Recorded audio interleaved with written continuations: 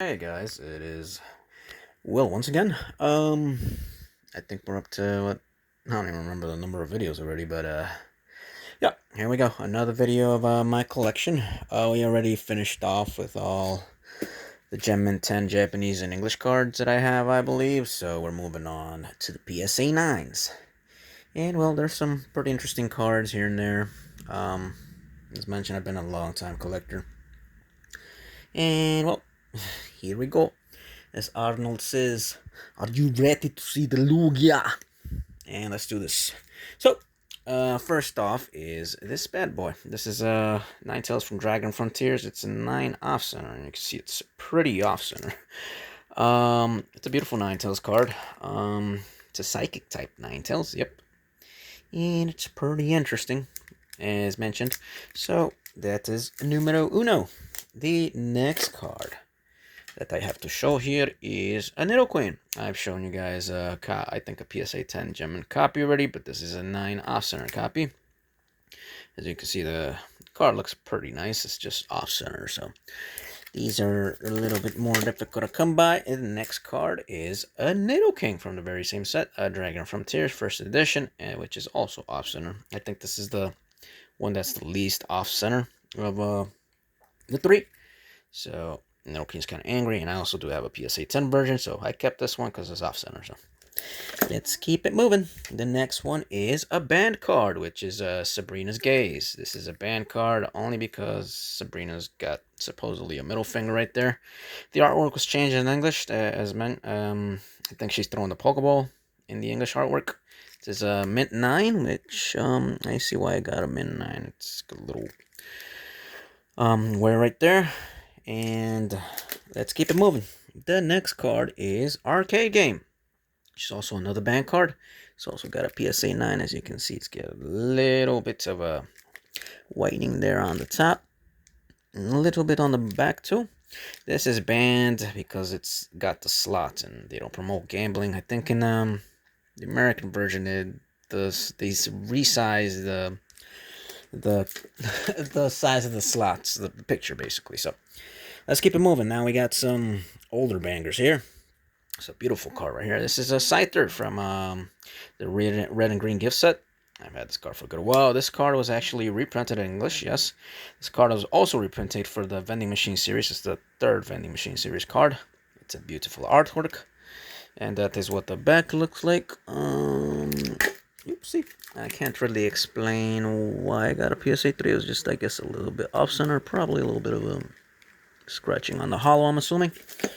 The next card is from the very same set, and I think it's a banger. It's a Moltres from the red and green gift set. This card was also reprinted in, again, it was a part of the Vending Machine Series 3. It was a glossy card. It was non-hollow, of course, and as you can see, it has a nice little swirly on it. Yes, it's raining outside. It's raining really hard, and it's getting more humid. The next card is also from the Vending Machine, not Vending Machine series, the red and green gift set. This card was also reprinted in, for the Vending Machine series. It's part of the Vending Machine series 2, the glossy, non-hollow version. As you can see, it's got a nice little swirly on the back there. Like I've said before, many of the cards that I have in my collection that are graded have a lot of swirlies. And the next card to finish that off is the Zapdos from the very same set. Once again, this was reprinted into the Vending Machine series as a non-hollow version. Also, as it was glossy, so that's the major difference there. That is what the back looks like. A little bit of wear in the back, but I can understand why it's a PSA 9. The next one is a Venusaur from the Bulbasaur deck. So you can tell the difference that it's not a CD promo because it doesn't have a little Thunderbolt here on the side. It has half a Bulbasaur right there. That is what the back looks like. And as you can see, it's got a little bit of wear on the bottom left corner there. Keep it moving. The next card is Blastoise. As you guys know, once again, if I haven't reminded you enough, Blastoise is my favorite starter. So this is definitely CD promo. So as you can see, it has the little Thunderbolt symbol. That is what the front looks like, and this is what the back looks like, which is minimal wear. But, yep, beautiful looking card. The next card is actually one of my favorites, which is Dragonite PSA 9 Game Boy promo. This is a Japanese exclusive once again. And I think the Blastoise is Japanese exclusive, the one I showed you before. It's got a nice little swirly right there, as you can see. That is what the front looks like, and this is what the back looks like. We put this bad boy back in here. The next card, I do believe was reprinted in English. It's a Dark Venusaur. There wasn't any Dark Venusaur in the Team Rocket set, and they missed out on that, so they made one for the Trainer magazine. It says it's a Game Boy promo, but these came in magazine, so that's what the back looks like. Though I think this probably should have gotten a little bit of a higher grade, but I can see why it got 9 because it's a little bit off center right there. So I understand why we got the 9. Now the next card is a banger for sure. A Koro Shining Mew. These were made quite a bit in the holographic pattern. So interesting. As you can see, it's got a little bit of light scratching in there. To get a 10 in these is really, really difficult. Honestly, that is the back. What the back looks like. The back looks pretty clean. That's one of the bangers right now. The next card is Lugia from... it's a Game Boy Holo, Game Boy promo. This is also a Japanese exclusive, just like the Shining Mew I just showed you. There's a little swirly right there. Beautiful, beautiful, beautiful looking card, as you can see. Game Boy promo. I'm getting all sweaty, Mount Spaghetti. Yes, let's put you back in there. The next card is a Bulbasaur. This Bulbasaur is a Japanese exclusive. As you can see, this has a glossy cardstock. They came, you would be able to peel these from the magazine and such. This is a Japanese exclusive once again. Let's put this bad boy back in here. The next card is All Nippon Airlines Moltres, which I think I've shown you the Zapdos and Articuno earlier. This is a PSA 9 example of this card. This was also definitely reprinted in English, but it had a holographic pattern, and it was reprinted once again in Japanese, and once again it had the holographic pattern. I think it was reprinted for Platinum. If I recall correctly, it became a secret rare. The next card is a Pikachu. A Pikachu from a ANA promo, but this is a little bit different as it has an airplane on the left, makes it a little bit more rare. As you can see, beautiful looking card. That is what front looks like. Back looks clean, but I guess it's just slightly off center to get PSA 10. Let's keep moving. The next card is, I've shown you guys the Cyndaquil and the Totodile from World Hobby Fair. Once again, the difference is it's got a little bit of writing down here, Japanese writing. And this is a PSA 9 example of the Chikorita. I didn't get the full set in 10, so, well, it is what it is. What can I do? The next card is a Japanese promo Lucky Stadium. This is a Jigoku Shikoku. It has a little Gyarados drawing there. There's these...